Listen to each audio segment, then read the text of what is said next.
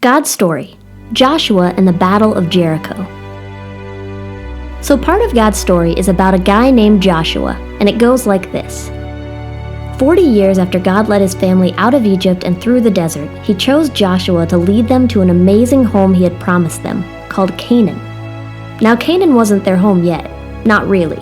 See, people lived there already, in a big city called Jericho. They had heard how God parted the Red Sea and rained down food from heaven for his family. They had heard how God had led his family with a cloud during the day and a pillar of fire at night.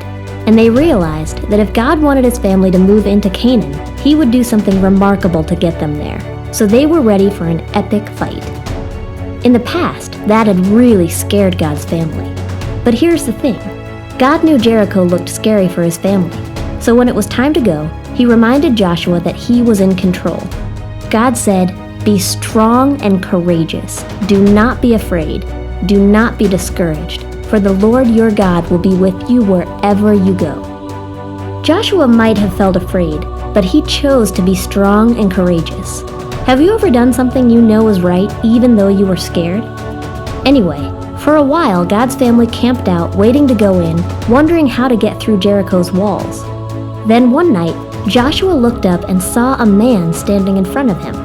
He was holding a sword and looked ready for battle, but Joshua didn't recognize him. He asked, "Are you on our side or our enemy's side?" The man said, "Neither. I'm on the Lord's side." At that moment, Joshua realized that it was God appearing as a soldier. He fell on his face and worshipped him. God was definitely with them and would lead the Israelites into Jericho.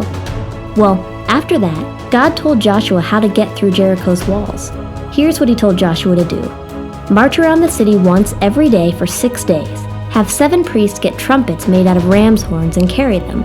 On the 7th day, march around the city 7 times. The priests should blow the trumpets during the march. When they blow a long blast, all the men should shout. Then the walls will fall.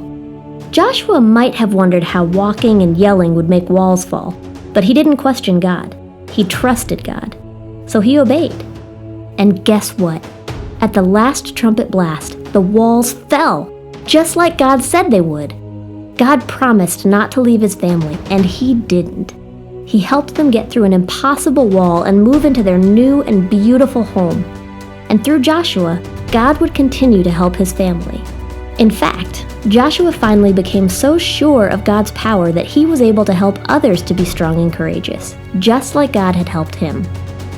And that's the story of Joshua. But you want to know the best part? God appeared as a man to show Joshua that he would fight for his family and bring them safely to their new home. Joshua had nothing to fear.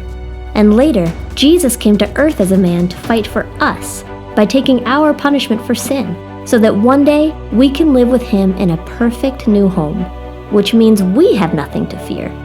Like Joshua, we can be strong and courageous.